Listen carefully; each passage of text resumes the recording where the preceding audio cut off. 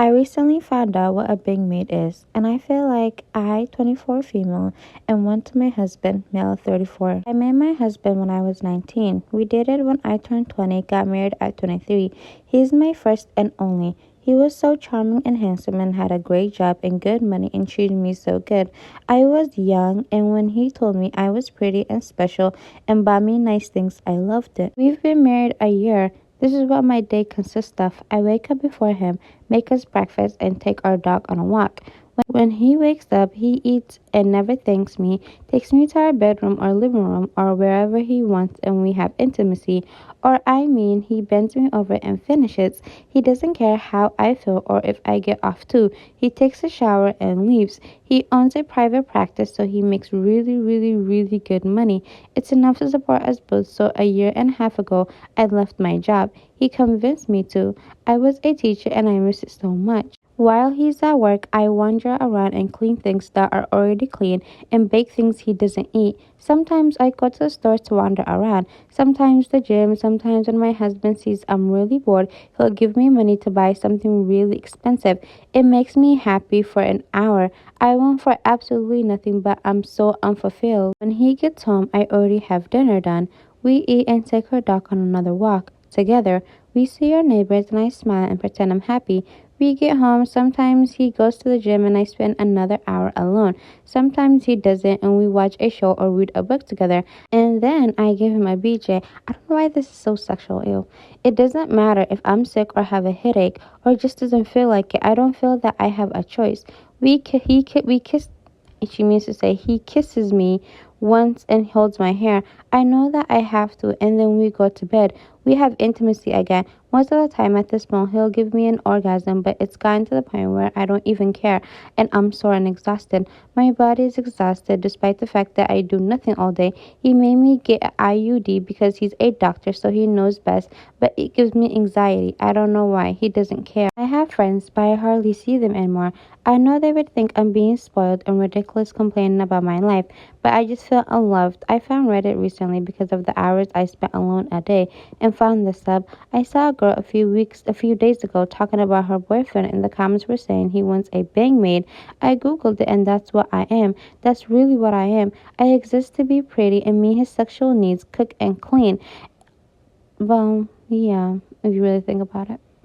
So for what she explained, I'll have his babies when he wants, and I probably won't have a say in it. He's a doctor after all. He doesn't abuse me at all, but he doesn't love me, at least in the way I thought he did. I don't know what to do. Please help me. What do I do to stop this? I can't divorce him. I have nothing, not even a job. I have my education, and luckily he paid off my loans, but nothing. No family either. It's why I became attached to him in the first place. I guess being a bangmaid is better than nothing. I don't know. Oh, that's so sad. I didn't know, you guys, I didn't read the story beforehand. This is just my first time reading it and reacting with y'all. But I didn't know she didn't have a family. That makes sense why she's so attached to this guy. Plus, like, that's why a lot of the times older people are always seeking out younger people in order to, like, manipulate them. And I know people always say, like, men with money, men with money. A man with money is nothing if he doesn't see you or treat you like a human being. Like, money doesn't make you happy. Well, money does buy some happiness, but money doesn't buy all the happiness in the world.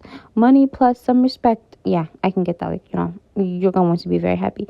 But had he treated her like a normal human being and didn't see her as nothing but a sexual, object to satisfy his needs with, then that probably would have been better. Plus, if you really loved her, since he has all about money, he would have hired a maid, and he would have encouraged her to either get a degree if she wanted to get another degree, go to her job, because sometimes sometimes there are jobs that are only there for people because people really love them. Like, a lot of people love being teachers despite its pay. There are jobs that people really love doing despite the low pay.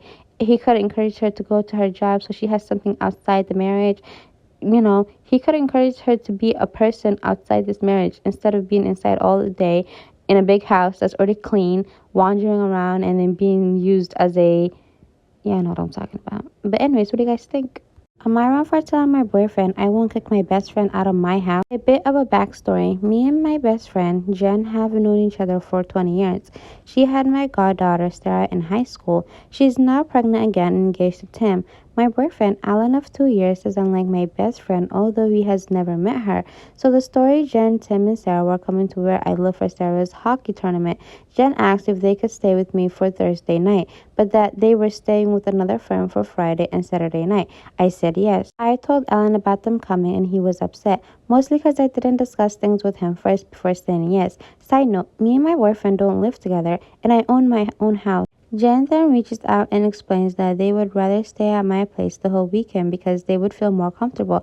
I thought this was no big deal, but Alan said that the whole situation made him uncomfortable.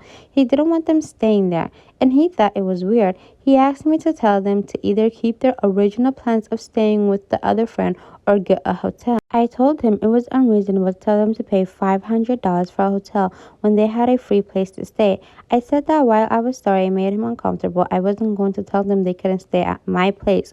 I also told him that if it made him that uncomfortable, he should come down and meet everyone and have fun weekend. He declined.